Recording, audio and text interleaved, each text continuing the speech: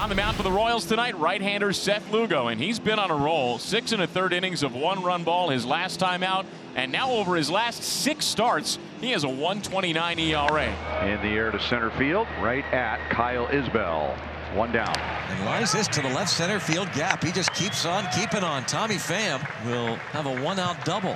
Yeah, he's just used the middle of the field really well. Left center, right center. And now Reynolds strokes it to right field. Caglianone makes a play. At the last moment, had to jerk his neck to avoid getting hit in the nose. Woo, man, and you know what? Glasses on backwards. I guess he didn't need them, but that's a tough sun field and a tough liner. Breaking ball is lifted out into, you guessed it, right field.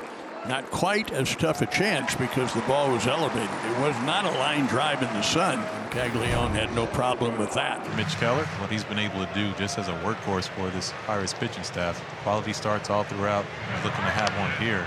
Kiner Falefa goes on to first. A little low throw, but easy for Horwitz. 1 out. Back to the middle. Tougher play for Kiner Falefa on a long bounce, and it gets by Horwitz. Joel keeps it in play, and Bobby will be at first base with 1 out. That's got to be a hit. Soft liner, center field, and that's down.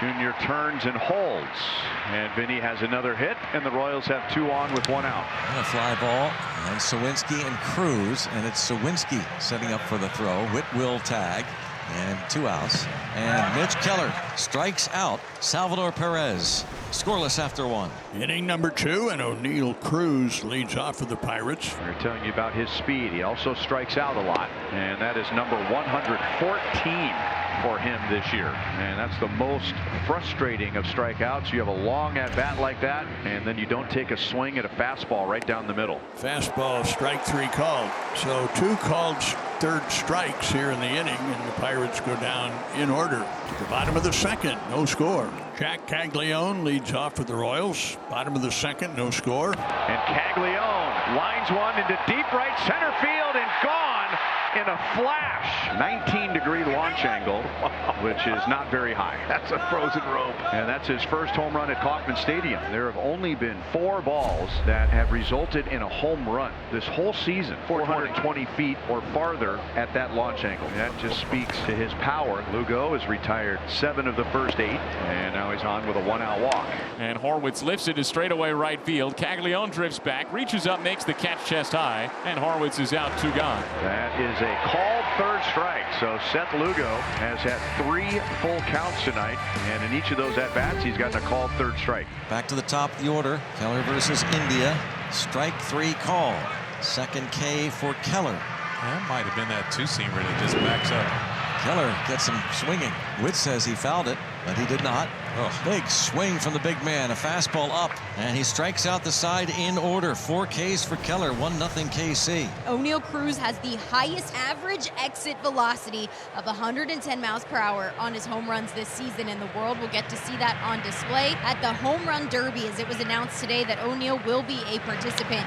And a high fly ball to right field. O'Neill Cruz, he's going to the Home Run Derby, and that was a towering home run for O'Neill Cruz, his 16th.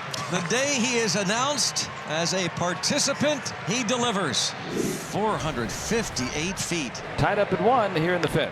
Line drive left field, and it'll be a fair ball. And extra bases for Henry Davis. A double.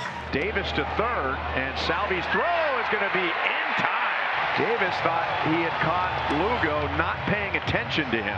Good time to attempt your first stolen base of the year, I guess, but not really. And he swings and hits a 1-hopper, short hop by Loftin, played at second, throw to first. And the 1-out double gave us a little pause, but Lugo erased it. Pop up to short, fly ball to left. Now Keller faces Kyle Isbell, and a strike 3 called. Look at that fastball that catches the edge.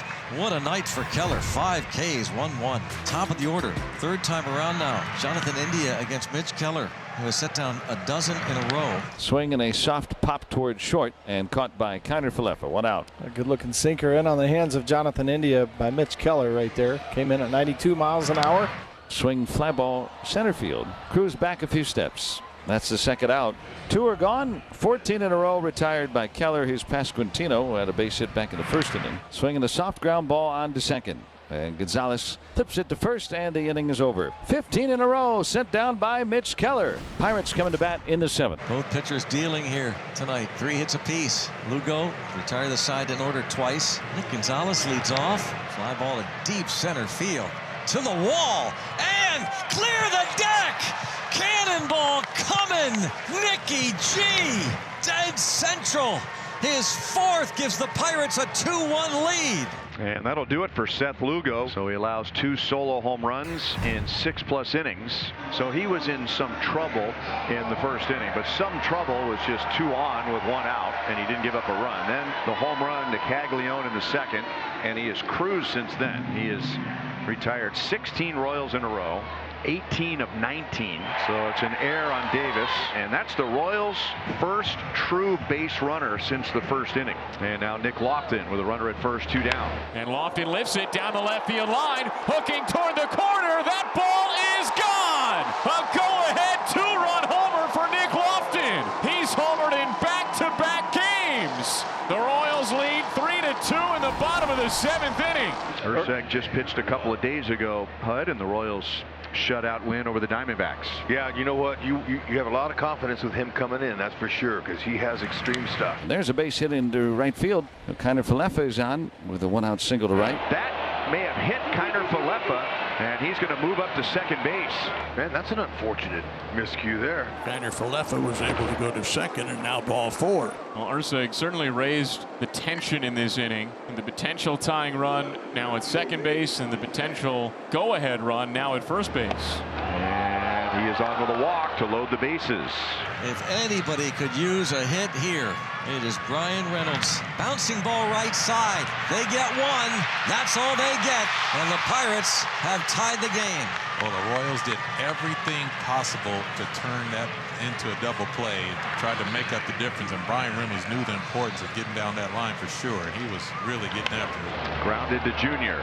So couple of walks, an error, and a pass ball, and really the Royals are fortunate they only gave up 1. And Dennis Santana will stay on to try and go 2 innings. He's done that once this season. That was back in April.